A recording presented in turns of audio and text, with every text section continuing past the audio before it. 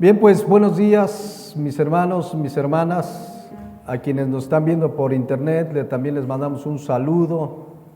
Esperamos verles pronto aquí, congregándonos presencialmente. Vamos a seguir esta mañana con la serie Las Parábolas de Jesucristo. Hace 8 días terminamos una parábola más. Son ya 40 enseñanzas con la de hoy. Y estaba revisando que iniciamos esta serie el 9 de enero del 2022. O sea, ya cumplimos un año con la serie. Entre medio hemos tenido algunas enseñanzas de Carlos, de Arturo, del hermano Jesús. Tuvimos una pequeña serie, Camino al Matrimonio. Creó polémica en algunos. Les recomiendo escucharla a quien no la haya escuchado. Volverla a escuchar, creo que es un tema importante. Por ahí tuvimos una enseñanza también de la Navidad que nos compartió Arturo, que compartí yo en una segunda parte. Pero estamos con las parábolas de Jesucristo, todavía veremos algunas, no sé cuánto tiempo más nos lleve, no creo que acabemos el año con parábolas, pero vamos a ver, nos faltan algunas muy interesantes. Pero hemos visto, fíjense, 12 parábolas hasta ahora. Las vamos a poner aquí para que las recordemos. La primera que vimos fue la parábola del sembrador. La segunda, la parábola de la perla de gran precio. Y la juntamos con la parábola del tesoro escondido, que fue la tercera parábola. Las vimos en una misma enseñanza. Vimos la parábola de los obreros de la viña, la parábola del buen samaritano, la parábola del fariseo y el publicano, la parábola del mayordomo infiel, yo le decía astuto y corrupto, la parábola del rico insensato, los convidados a las bodas, fue la parábola de los convidados a la boda, la parábola de la gran cena, la parábola del siervo fiel y el inútil, y hace 8 días terminamos la parábola sobre la necesidad de orar siempre sin desmayar. Miren, es una bendición recibir enseñanza de la palabra de Dios. Es un privilegio tener este alimento de la palabra de Dios, pero también es una responsabilidad. Tener este conocimiento nos da responsabilidad. Cristo dijo en Lucas 12:48 que al que se le ha dado mucho, mucho se le demandará. Y al que mucho se le haya confiado, más se le pedirá. Entonces veámoslo como una bendición tener el conocimiento que recibimos de la palabra de Dios. La sana enseñanza, gracias a Dios que nos permite tener la enseñanza, pero es una responsabilidad.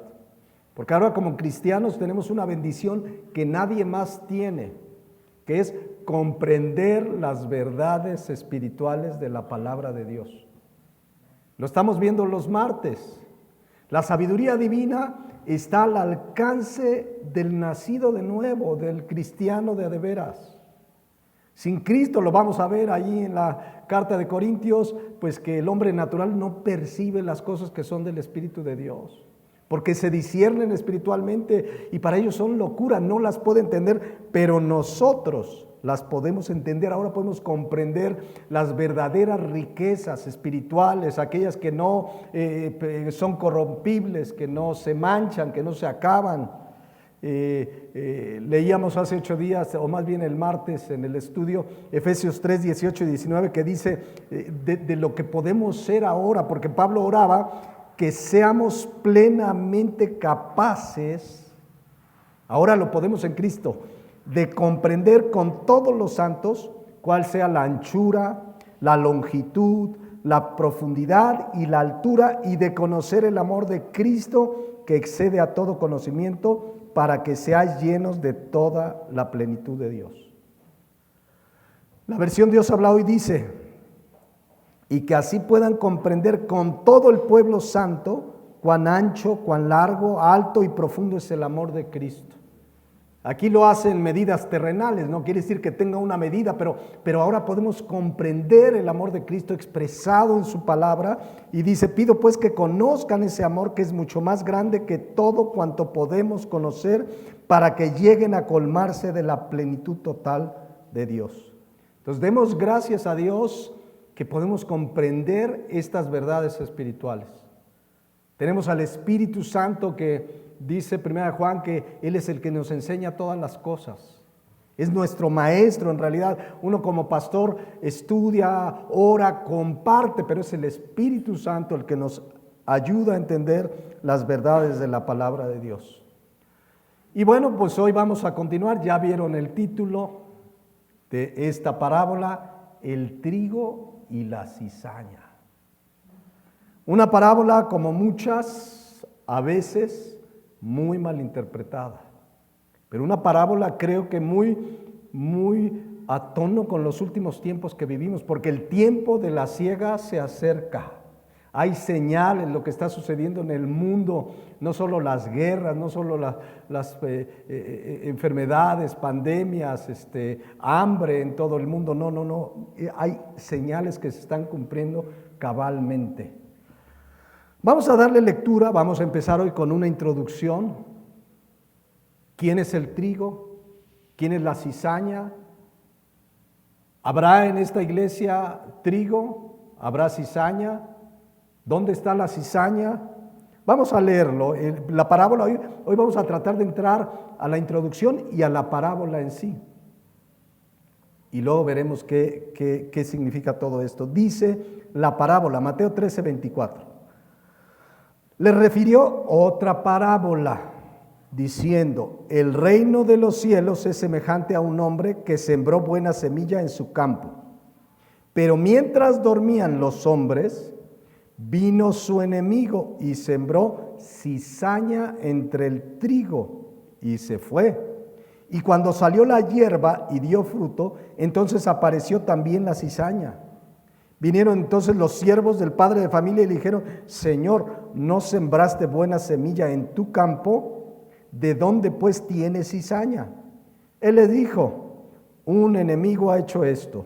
Y los siervos le dijeron, ¿quieres que vayamos y la arranquemos? Él les dijo, no sea que al arrancar la cizaña arranquéis también con ella el trigo. Dejad crecer juntamente lo uno y lo otro hasta la siega. Y al tiempo de la siega yo diré a los segadores, recoged primero la cizaña y atadla en manojos para quemarla, pero recoger el trigo en mi granero. Esta parábola es una de las parábolas que también tiene una explicación del mismo Señor Jesucristo. Si seguimos leyendo, viene una pequeña parábola. Después de la parábola del trigo y la cizaña, viene una pequeña parábola del grano de mostaza. Y luego viene una parábola de la levadura, que sería bueno verlas, quizás al término de esta parábola y la explicación, pues las veríamos, es probable. Pero después de estas dos parábolas viene la explicación que el mismo Señor Jesucristo da a la parábola. Está a partir del 36. Mateo 13:36 dice, entonces despedida la gente, entró Jesús en la casa y acercándose a él sus discípulos le dijeron, explícanos la parábola de la cizaña del campo. Respondiendo él les dijo, el que siembra la buena semilla es el Hijo del Hombre. Versículo 38, el campo es el mundo. La buena semilla son los hijos del reino y la cizaña son los hijos del malo. El enemigo que la sembró es el diablo y la siega es el fin del siglo y los segadores son los ángeles. De manera que como se arranca la cizaña y se quema en el fuego, así será en el fin de este siglo. Enviará el Hijo del Hombre a sus ángeles y recogerán de su reino a todos los que sirven de tropiezo y los que hacen iniquidad. Y los echarán en el horno de fuego y allí será el lloro y crujir de dientes. Entonces los justos resplandecerán como el sol en el reino de su Padre. El que tiene oídos para oír, oiga. Como ven, es una parábola llena de enseñanza espiritual muy importante de comprender. Gracias a Dios que no vamos a especular qué significará la buena semilla, qué significa el fin de la siega. Todo lo explica Jesucristo en esta última parte que veremos seguramente en 8 días. Esta parábola se encuentra nada más en el Evangelio de Mateo y se encuentra después de una parábola que ya estudiamos, que es la parábola del sembrador. Fue la primera parábola con la que iniciamos la serie, la parábola del sembrador. Pueden tener algunas coincidencias, pero la enseñanza es complementaria, no es la misma. La parábola del sembrador, que además está en Mateo, está en Lucas y en Marcos. En la parábola del sembrador vimos que la buena semilla tenía 4 tipos de tierras donde cayó, que finalmente representan a la humanidad, y 3 tipos de terreno finalmente no dieron fruto. La mayoría que recibe la palabra de Dios la rechaza, pero hubo una tierra que sí dio fruto, que le llamó la buena tierra, y representa al verdadero cristiano, el que recibe la palabra, en consecuencia nace de nuevo y da fruto, y da mucho fruto, como estudiamos ahí. Entonces esa ya la estudiamos. Pero esta parábola tiene una enseñanza muy particular. Aquí habla de cosas bien interesantes. Es una enseñanza donde el sembrador siembra buena semilla, luego viene un enemigo, siembra cizaña, y vamos a ver qué significa todo eso poco a poco, porque la palabra de Dios, Jesucristo, nos da la interpretación. De entrada, en Mateo 13:24 dice, vamos a empezar a ver y a introducirnos. Le refirió otra parábola diciendo, el reino de los cielos es semejante a un hombre que sembró buena semilla en su campo. O sea, la parábola trata, como la gran mayoría, del reino de los cielos, de un aspecto del reino de los cielos y sus reinados. Aquí habla de que estamos en este mundo a la espera de la siega, pero mientras tanto hay cizaña, y vamos a explicar todo esto. Pero desde nuestra conversión ya somos parte del reino de los cielos. Amén. Entonces, habla de un hombre que sembró semilla en su campo. Como ya vimos, las parábolas eran enseñanzas de algo cotidiano. La gente podía entender, una persona siembra semilla en su campo, la cizaña. Todos eran conceptos conocidos para enseñar una enseñanza espiritual que ahora podemos comprender. Pero también habla de que no solamente hubo un hombre que sembró semilla en su campo, y quiero que noten eso. ¿Dónde sembró la semilla? En su campo. Él es el dueño del campo. Pero también habla en el versículo 25 que mientras dormían los hombres, vino ¿quién? Su enemigo, y sembró cizaña entre el campo y entre el trigo, ya aparece trabalenguas, entre el trigo, y se fue. Ahora, para que no especulemos, ya lo leímos, Mateo 13:37, vamos a ver qué significan o qué están representando esos elementos. Dice Mateo 13:37 y 38. El que siembra la buena semilla, ¿quién es? El Hijo del Hombre, o sea, Jesucristo. El campo, versículo 38, es ¿qué? El mundo. La buena semilla son ¿quién? Los hijos del reino, el cristiano de veras, el nacido de nuevo. Y la cizaña, los hijos del malo. En este mundo no hay más que hijos de Dios e hijos del diablo. Esa es la realidad bíblica. No hay 3 grupos, 4 grupos. Hay hijos de Dios, otros medio sí, otros medio... No. Hay hijos del reino e hijos del malo. Entonces, déjenme ponerles aquí, ahí puse por ahí, Katy, los elementos que participan en la parábola y que representan. El primero es que el que siembra la buena semilla es ¿quién? El Hijo del Hombre, Jesucristo. ¿El campo es qué? El mundo. La buena semilla son los hijos del reino, el cristiano de veras. 4, las cizañas son ¿quiénes? Los hijos del malo, el inconverso, el incrédulo que rechaza a Cristo. 5, el enemigo que la sembró, ¿quién es? El diablo. Jesucristo mismo lo dice. La siega representa ¿qué?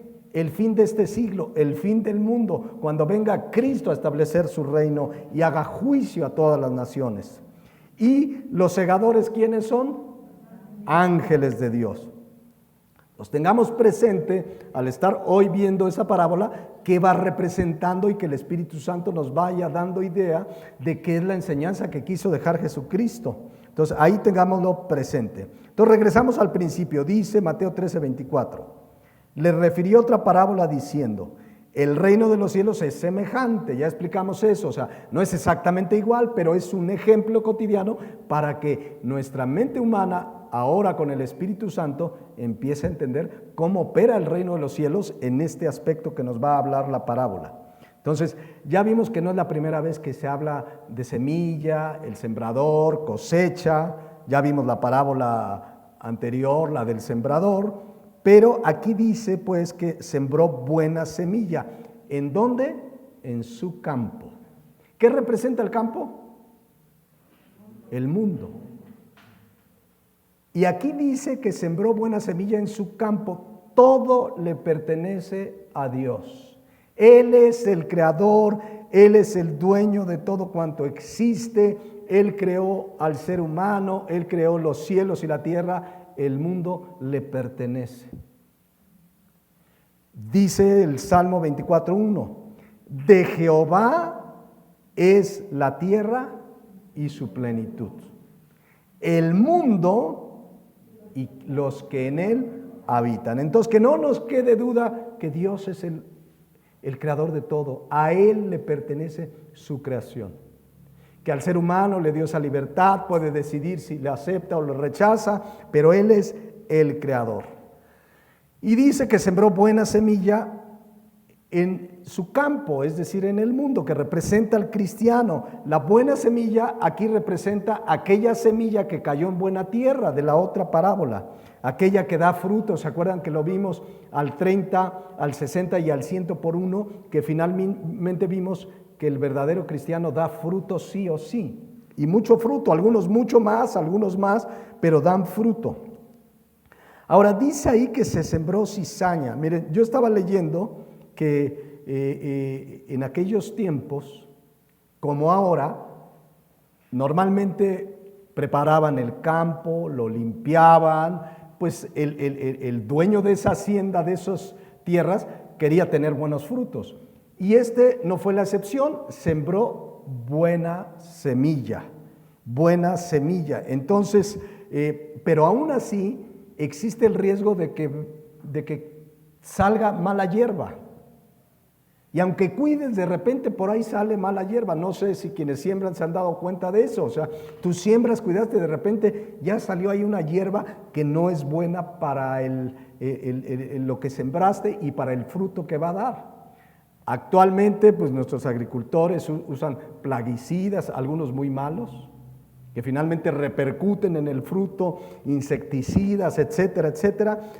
Pero dice aquí el versículo 25 que esa mala hierba, ahorita vamos a ver qué significa cizaña, no fue un caso fortuito, no fue algo natural, porque dice, mientras dormían los hombres, vino su enemigo y sembró cizaña en el trigo y se fue.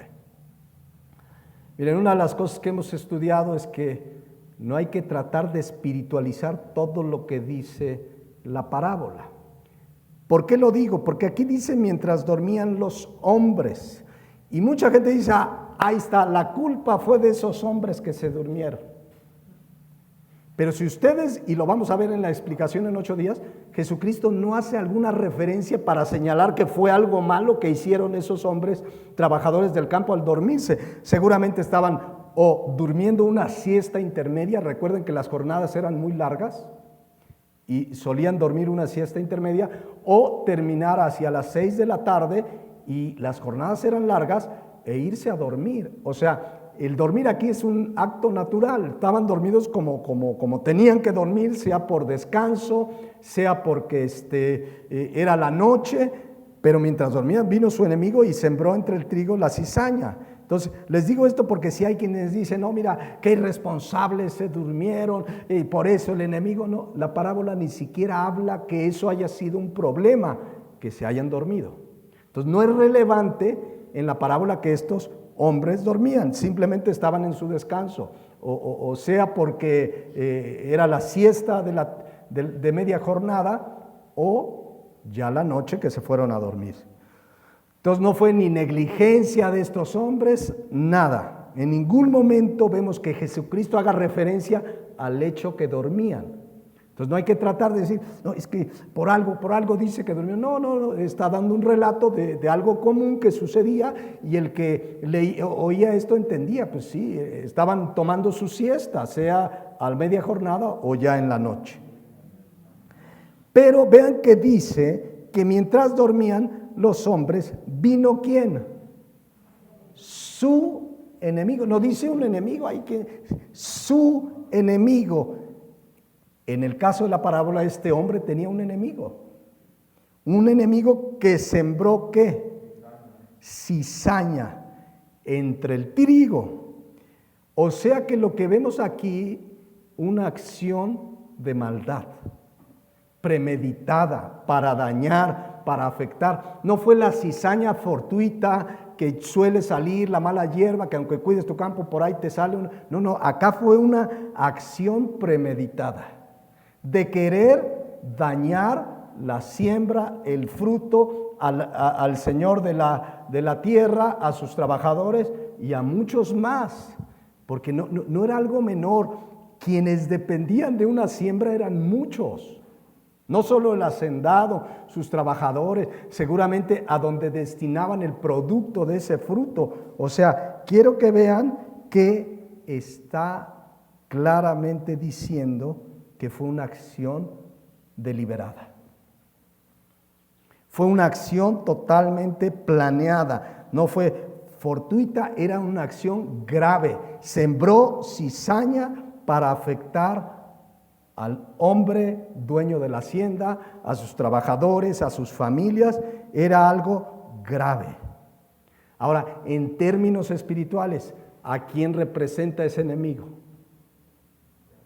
Al diablo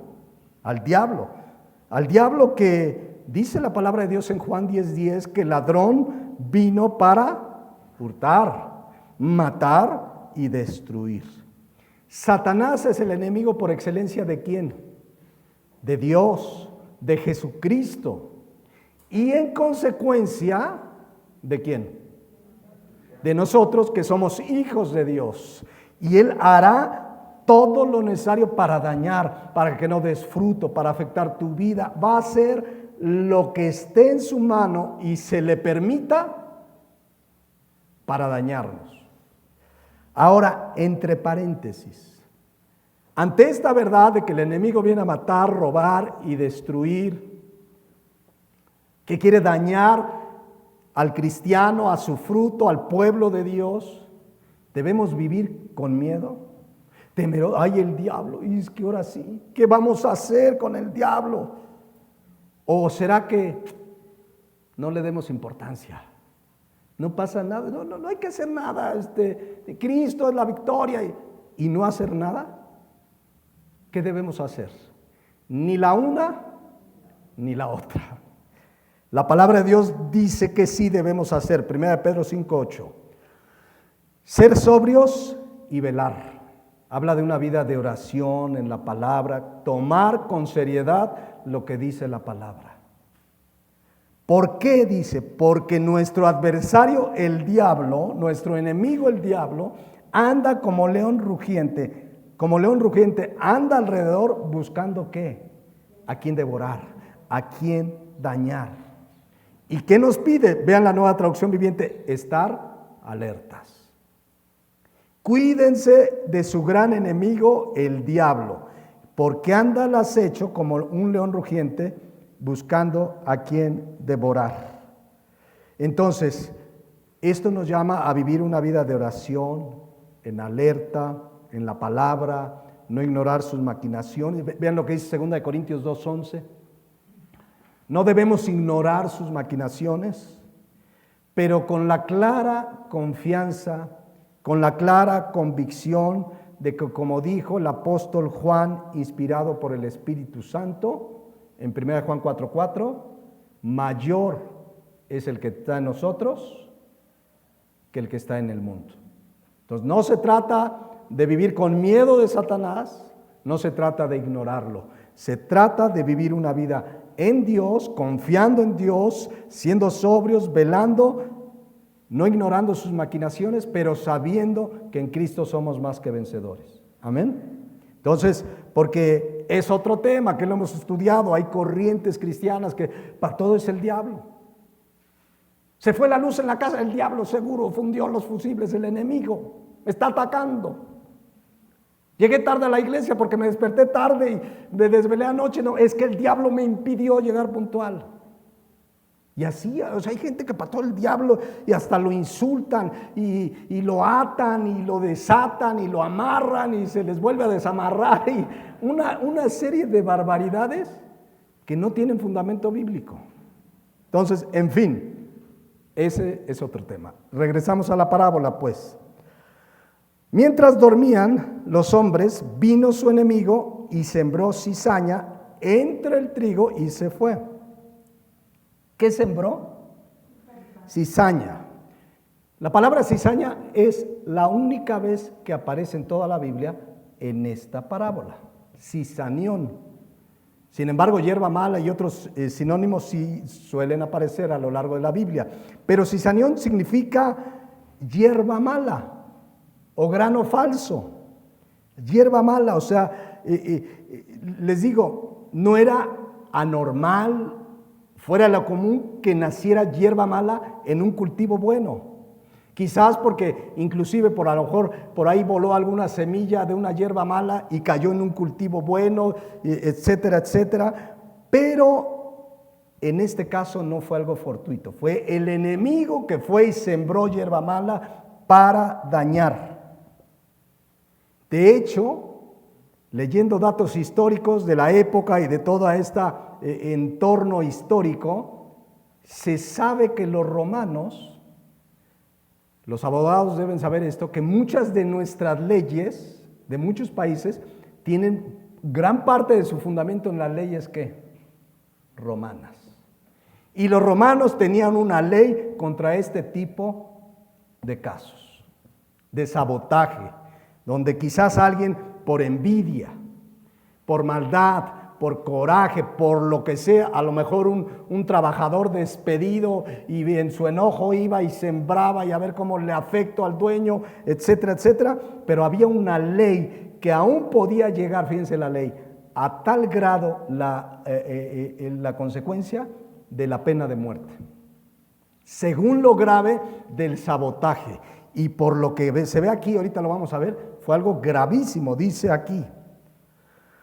Mateo 13:25, pero mientras dormían los hombres, vino su enemigo y sembró cizaña entre el trigo y se fue.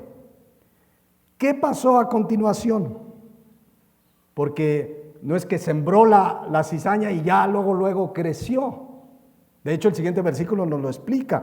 Pudo haber tardado días o semanas en salir la cizaña, porque dice el versículo 26, y cuando salió la hierba, aquí la hierba es la buena semilla, y dio fruto, o sea, esa buena que semilla, cuando empezó a dar fruto, entonces apareció también ¿quién? La cizaña.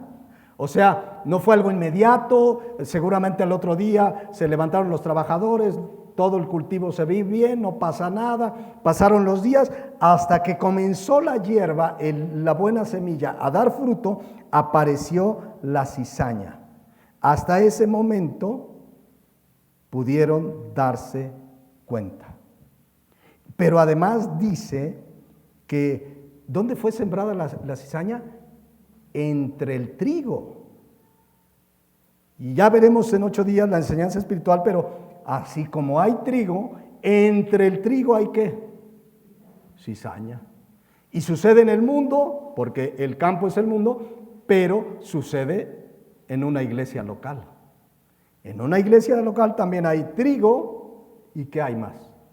Cizaña.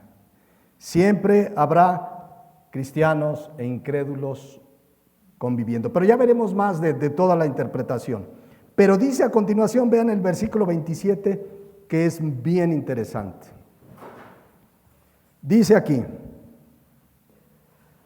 entonces los siervos del propietario vinieron a él y le dijeron: Señor, ¿no sembraste buena semilla en tu campo? ¿De dónde pues tienes cizaña?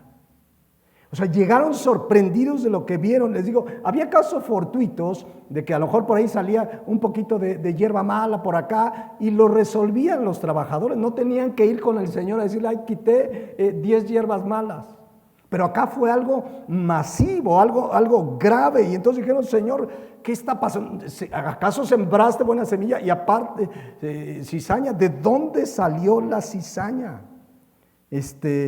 Insisto, si hubiera sido algo leve, ni siquiera tendrían que haberle informado. Era común, por ahí salió una mala hierba, a ver, quita el zacate y ya se arregló el problema. Pero esto era algo grave, no era controlable. Por eso llegaron con él, el daño era severo, y le dice: ¿no sembraste buena semilla en tu campo? ¿De dónde pues tienes cizaña?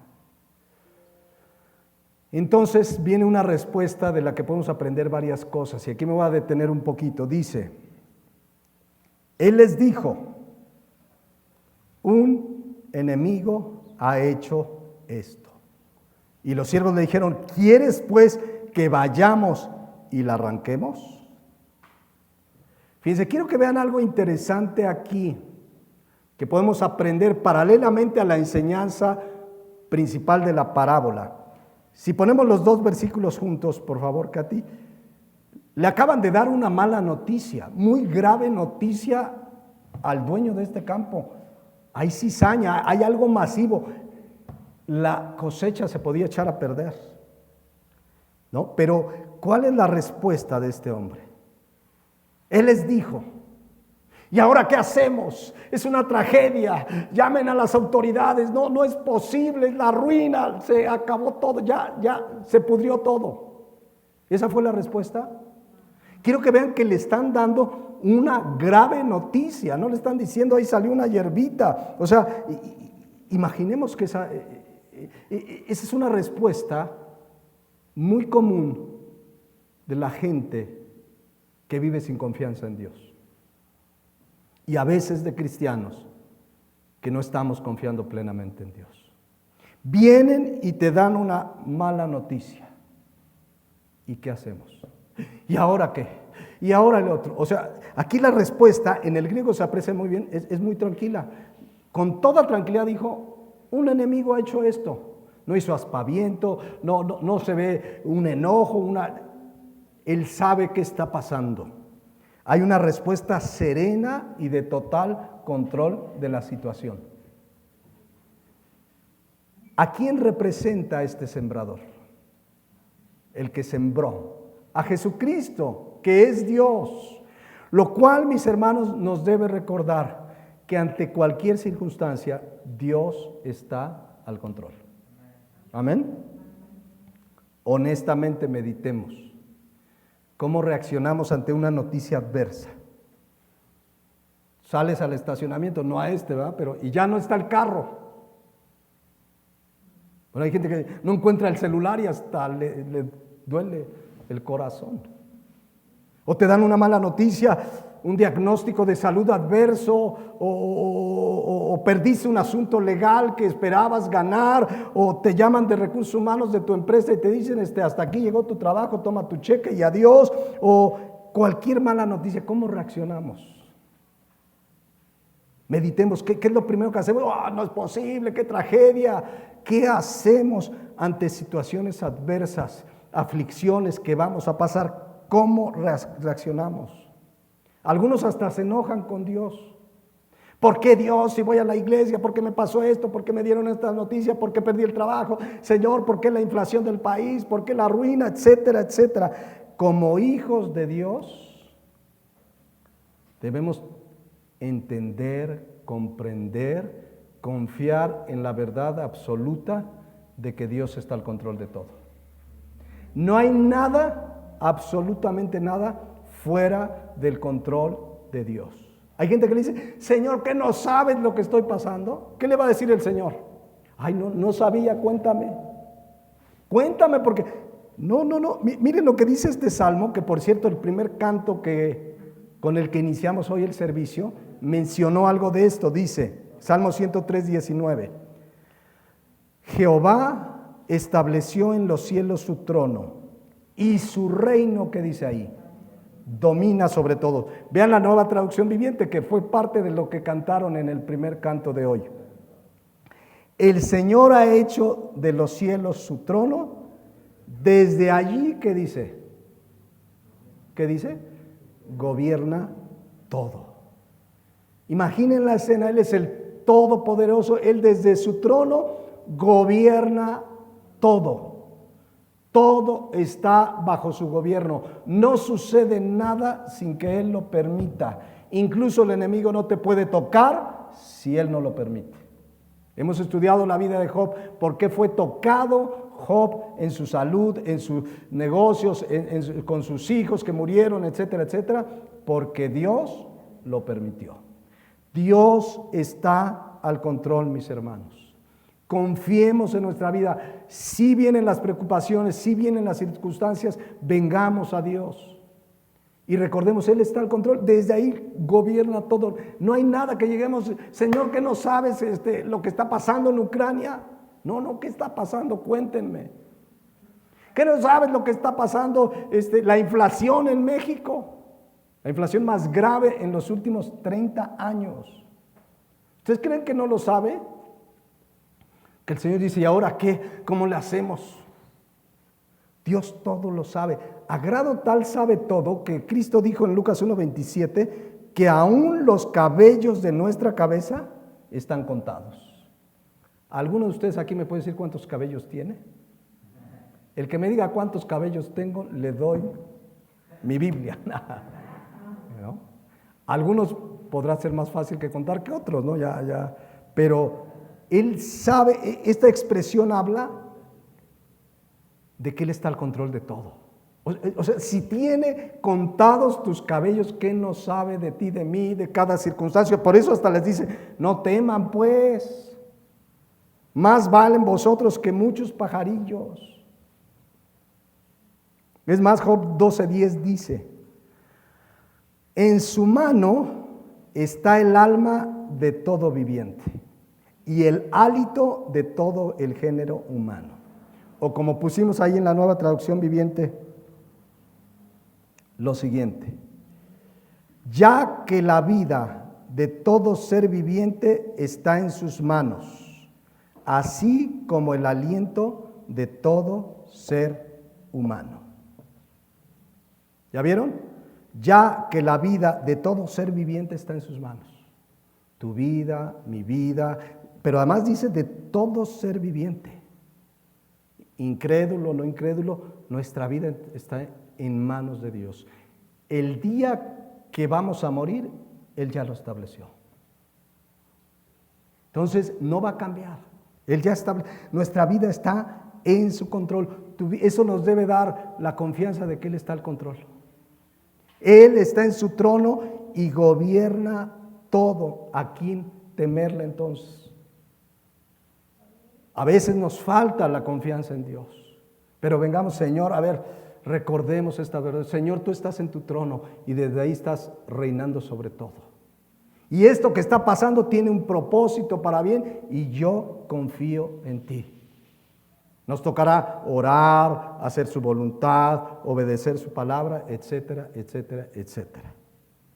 Fíjense cómo oraba el salmista en el Salmo 118, versículo 6 en adelante.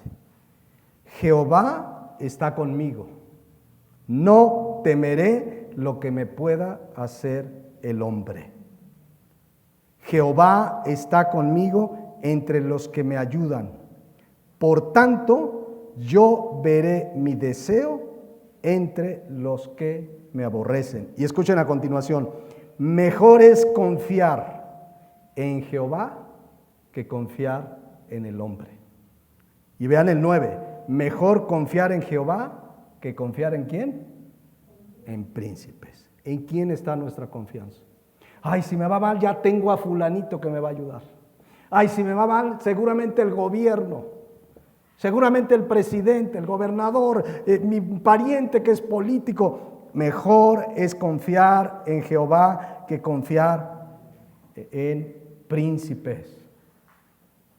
Es muy triste ver países donde la gente está esperanzada en el gobierno. Cuando vivimos la mayoría de los países latinoamericanos, corrupción, siguen transando ahora más que antes. Todo sigue igual o peor por la maldad del hombre. Confiemos, dice aquí, en Jehová. Amén. Entonces, mejor es confiar. Entonces, regresamos a la parábola, dice, le vienen con la noticia, está la cosa grave, sucede que está lleno de cizaña y él con toda serenidad dice, un enemigo ha hecho esto. Y los siervos le dijeron, ¿quieres pues que vayamos y la arranquemos? Quiero que noten algo bien interesante en la respuesta de los siervos. Número 1, les decía yo que lo común en un brote normal, pequeño de cizaña, lo resolvían los trabajadores. Cuando vieron que algo no era normal, ¿qué fueron a hacer? A consultar al Señor. Claro, querían hacer una acción, pero no la hicieron, porque dijo, ¿qué? ¿Quieres que la arranquemos? Y ahorita vamos a ver qué le dijo. Pero lo cual me habla, insisto, paralelamente a la enseñanza principal de esta parábola, que siempre debemos consultar qué dice Dios. Ellos no tomaron la decisión, querían, sí, oye, ¿qué? La arrancamos, a veces somos así, voy a hacer esto, pero primero consulto al Señor. Entonces, primero que nada, vinieron a consultarle. ¿Qué hacemos? ¿La arrancamos? Fíjense aquella respuesta que le dio el rey Josafat al rey de Israel, cuando el rey de Israel le dice al rey Josafat, ¿sabes qué? Vámonos a hacer guerra contra los asirios. Y Josafat se puso a sus órdenes, pero quiero que lean el contexto, fíjense. Primera Reyes 22:1. 3 años pasaron sin guerra entre los sirios e Israel. Y aconteció al tercer año que Josafat, rey de Judá, descendió al rey de Israel.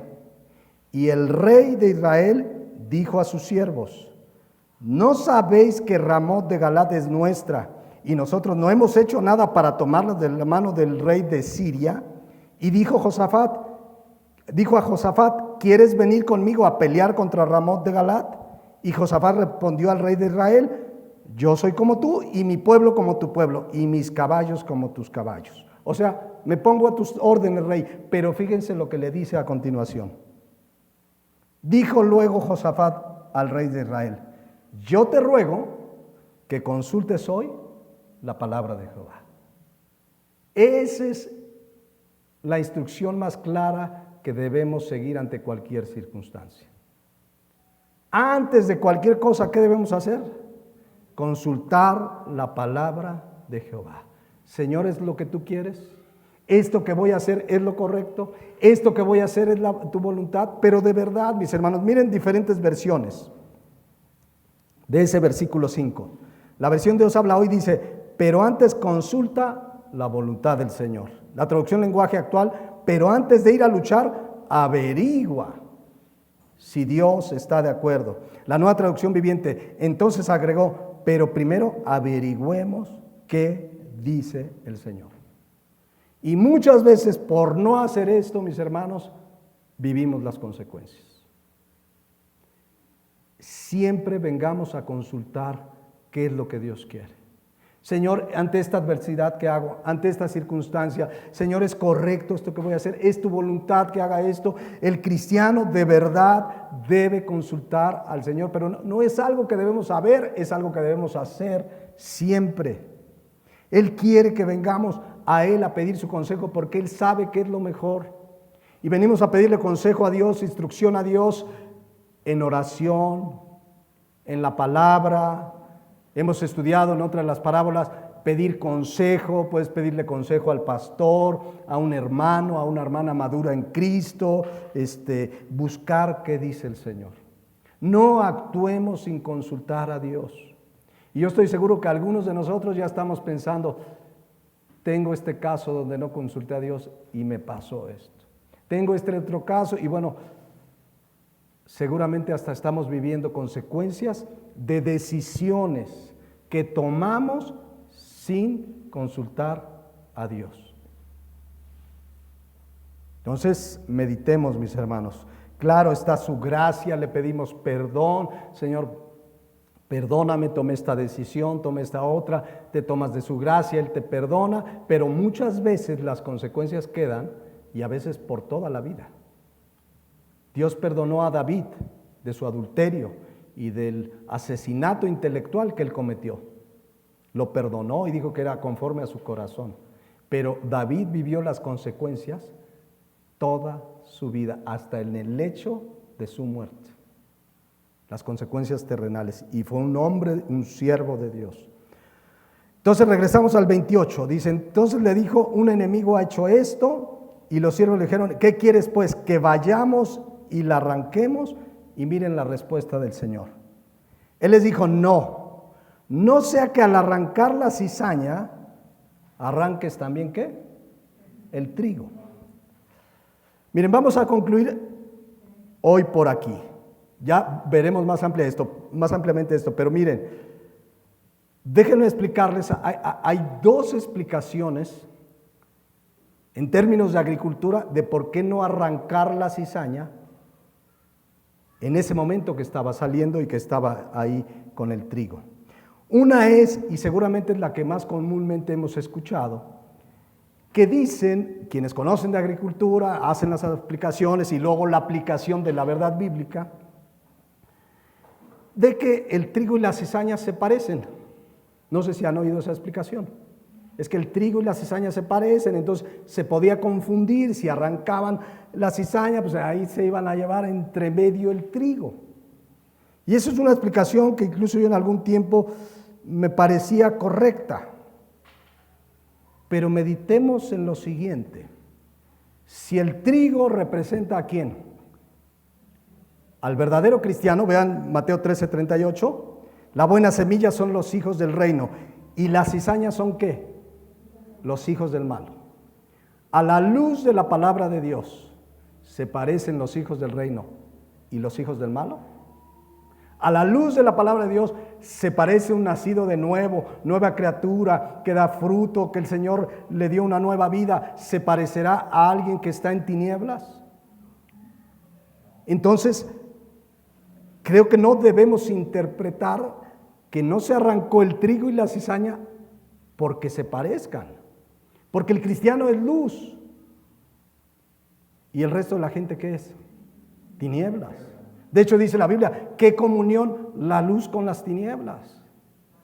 ¿No? Entonces, hablo en general, la vida de un cristiano no se parece a la de un inconverso, que puede haber un cristiano ahí o un cristianoide que da mal testimonio, que vive peor con un crédulo y dice, este está peor que, y luego cree, no, es que fulanita, ese artista es cristiano y así son los cristianos, están igual que nosotros. Y si te pones a ver como referente del cristianismo, los Montaner o Yuri o todo ese tipo de gente que hoy se dice cristiana, pues sí vas a decir, no, pues tan igualitos que el mundo, lo único que se dicen cristianos y ya no adoran ídolos. Bueno, ídolos de yeso, tienen otros ídolos.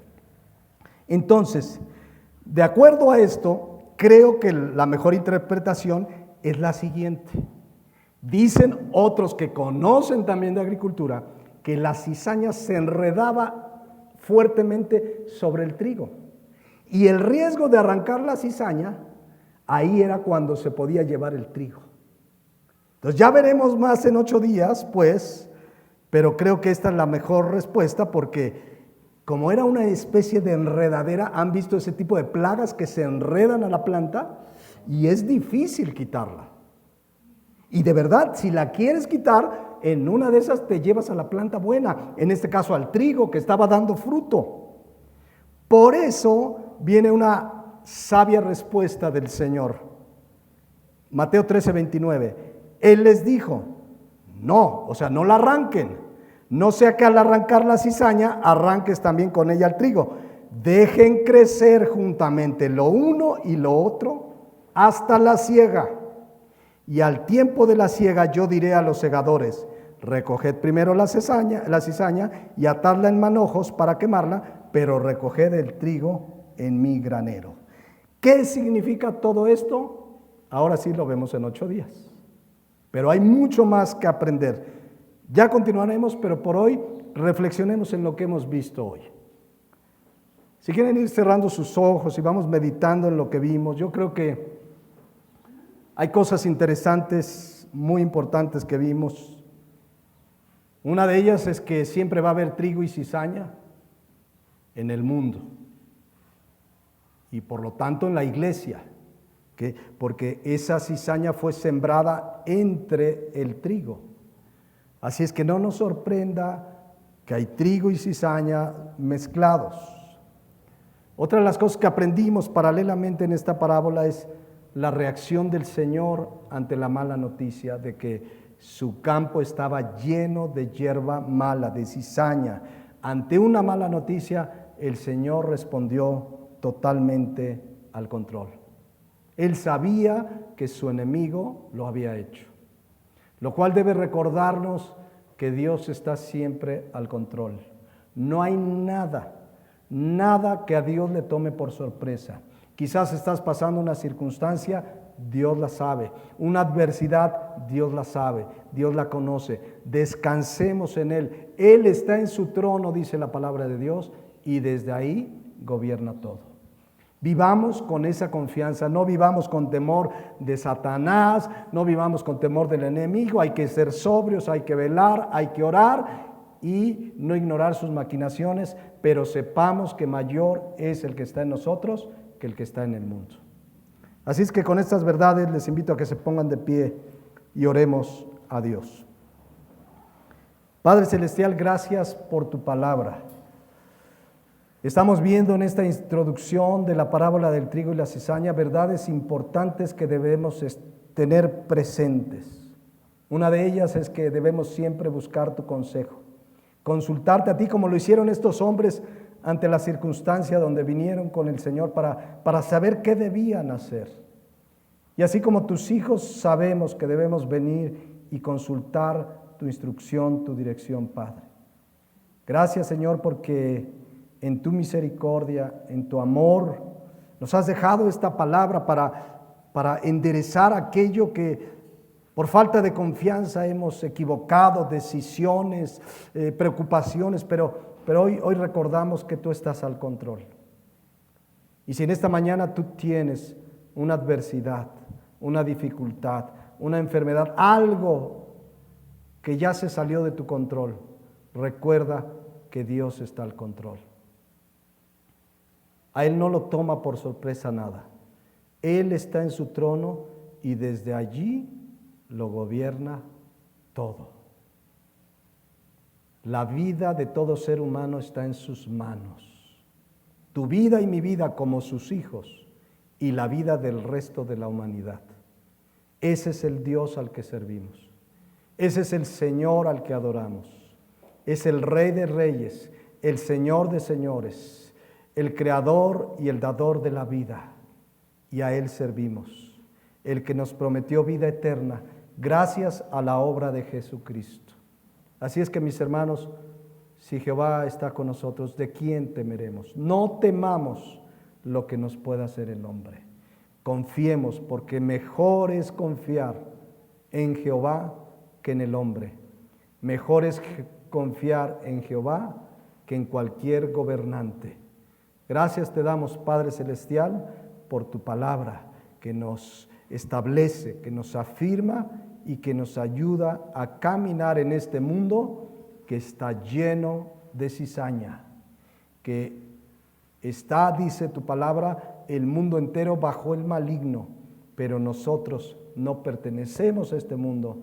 Tú eres nuestro Rey y desde ahí lo gobiernas todo. Gracias te damos en esta hora. En Cristo Jesús. Amén.